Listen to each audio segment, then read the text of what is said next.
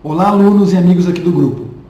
Hoje eu volto com vocês para a última aula de noções introdutórias do direito penal, para tratar sobre o tema interpretação da lei penal.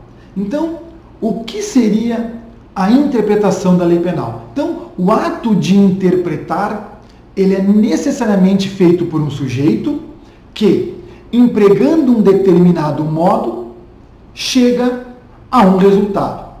Então, a interpretação da lei penal, ela pode ser classificada quanto ao sujeito, quanto ao modo e quanto ao resultado. Então, passemos a estudar a interpretação quanto ao sujeito ou origem. Ela pode ser autêntica ou legislativa, que é aquela fornecida pela própria lei, como, por exemplo, o artigo 327 do Código Penal, que vai fornecer qual é o conceito de funcionário público para fins penais.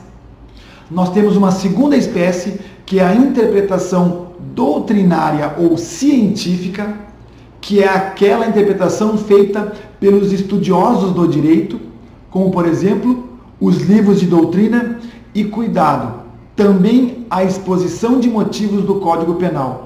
Aqui, geralmente, o candidato acaba se confundindo, achando que ela é uma interpretação autêntica ou legislativa. Mas não. A exposição de motivos do Código Penal é uma interpretação doutrinária ou científica. Ela também pode ser uma interpretação jurisprudencial, que é o significado dado à lei pelos tribunais. Por exemplo, nós temos as súmulas e as súmulas vinculantes. Nós também temos uma classificação da interpretação quanto ao modo. E quanto ao modo, a interpretação pode ser subdividida em gramatical, filológica ou literal, que eu considero o sentido literal das palavras. Ela também pode ser classificada em teleológica. Nessa interpretação, eu perquiro qual é a intenção objetivada pela lei. Como, por exemplo, para que vocês entendam, na interpretação do artigo 319-A do Código Penal, o STF entendeu que ele também abrangeria os acessórios do aparelho de telefone celular. Então, olha o que diz o artigo 319-A do Código Penal. Deixar o diretor de penitenciária e ou agente público de cumprir seu dever de vedar ao preso o acesso a aparelho telefônico de rádio ou similar que permita a comunicação com outros presos ou com ambiente externo. Então, o intérprete, nesse caso o Supremo Tribunal Federal, perquirindo qual era a intenção objetivada pela lei, que era o quê? Evitar o contato do preso com os outros presos ou com o ambiente externo, entendeu que, pelo termo aparelho telefônico, também estaria abrangido os acessórios do aparelho telefônico. Nós também temos a classificação quanto ao modo em histórica, onde eu busco a origem da lei. Como, por exemplo, essa interpretação foi utilizada para que o Supremo Tribunal Federal chegasse à conclusão de que a ação penal no crime de lesão corporal leve no âmbito doméstico e familiar contra a mulher é pública incondicionado. Tendo em vista, né, pessoal, todo o histórico que nós tínhamos de violência contra a mulher, o Supremo, ao interpretar a Lei Maria da Penha, entendeu que a ação penal no crime de lesões corporais leves no âmbito doméstico e familiar contra a mulher é pública e incondicionada. E também quanto ao modo, a interpretação pode ser sistemática. É a interpretação em conjunto com a legislação e com os princípios gerais do direito. Leva em conta todo o sistema. E por fim, quanto ao modo, ela também pode ser progressiva ou evolutiva. Então, eu busco o significado legal de acordo com o progresso da ciência. Alguém tem dúvida que meios de comunicação, lá em 41, era totalmente diferente dos meios de comunicação que nós temos hoje. Então, nós temos que interpretar a lei de modo progressivo, evolutivo, até para evitar que o legislador tenha que ficar alterando a todo momento a legislação. E nós temos uma terceira classificação da interpretação, que é quanto ao resultado. E talvez essa seja a classificação mais importante. Então, quanto ao resultado, a interpretação pode ser classificada em declarativa ou declaratória, que é aquela em que a letra da lei corresponde exatamente àquilo que o legislador quis dizer, nada suprimindo e nada adicionando. Uma segunda forma é a interpretação restritiva. O nome já diz, então, nessa interpretação eu reduzo o alcance das palavras da lei para corresponder à vontade do texto. Então, eu posso dar como exemplo no artigo 28, inciso 2 do Código Penal, que vai dizer: não excluem a imputabilidade penal a embriaguez voluntária ou culposa pelo álcool ou substância de efeitos análogos. Fazendo uma interpretação restritiva, entendemos que não abrange a embriaguez patológica. E nós também temos uma interpretação extensiva. Então, nessa, eu amplio o alcance das palavras da lei para que corresponda à vontade do texto. Então, por exemplo, a doutrina diz que no artigo 159, que vai tratar da extorsão mediante sequestro, também abrange a extorsão mediante cárcere privado. E aqui, pessoal, nessa interpretação, a extensiva é que nós temos divergência. E a pergunta é: admite-se a interpretação extensiva contra o réu? E nessa discussão surgiram três correntes. Uma primeira corrente, que tem como adeptos, eu posso citar o professor Guilherme de Souza Nucci, Kleber Masson e Luiz Regis Prado. Eles vão dizer que é indiferente se a interpretação extensiva ela é benéfica ou prejudicial ao réu, pois para eles a tarefa do intérprete é conferir uma aplicação lógica ao sistema normativo, evitando-se contradições e injustiças. E para eles, a nossa Constituição Federal de 88 não proíbe a interpretação extensiva contra o réu. Uma segunda corrente, capitaneada pelo professor Luiz Flávio Gomes, vai dizer que, socorrendo-se do princípio do indúbio pro réu, não se admite a interpretação extensiva contra o réu. Então, na dúvida, o juiz deve interpretar em seu benefício. Inclusive, ele cita o artigo 22.2 do Estatuto de Roma, que vai dizer: a previsão de um crime será estabelecida de forma precisa e não será permitido o recurso à analogia. Em caso de ambiguidade, será interpretada a favor da pessoa objeto de inquérito, acusada ou condenada. E por fim, uma terceira corrente, que tem como adepto o professor Eugênio Raul Zaffaroni, ele vai dizer que, em regra, não cabe a interpretação extensiva contra o réu, salvo quando a interpretação diversa resultar num escândalo por sua notória irracionalidade. Então ele citava como exemplo o artigo 157, parágrafo 2º, inciso 1 do nosso Código Penal, quando eu tinha o aumento da pena do crime de roubo com emprego de arma.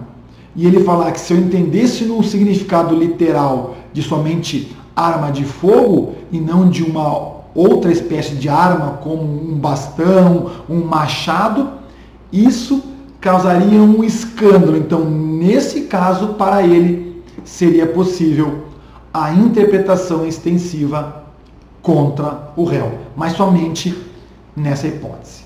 Tá bom? Então, terminamos as classificações e agora eu gostaria de tratar com vocês alguns pontos específicos. Qual que seria a diferença entre interpretação extensiva, que foi isso que nós acabamos de ver, e interpretação analógica? Na interpretação analógica, o legislador, atento ao princípio da legalidade, o que ele faz? Ele detalha todas as situações que ele quer regulamentar e, posteriormente, ele permite que aquilo que seja com elas semelhantes possa também ser abrangido pelo dispositivo legal. Então, ele enumera exemplos, o que nós chamamos de fórmula casuística, seguido de uma fórmula genérica. Então, vamos trabalhar com alguns exemplos que fica mais fácil para vocês visualizarem.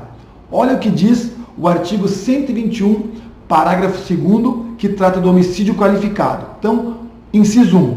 Então, o homicídio será qualificado se cometido mediante paga ou promessa de recompensa. Então, esses são os exemplos, a fórmula casuística, e aí continua, ou por outro motivo torpe. Então, esta é a fórmula genérica. Então, qualquer outro motivo torpe, semelhante àquelas, pode também ser colocado neste dispositivo.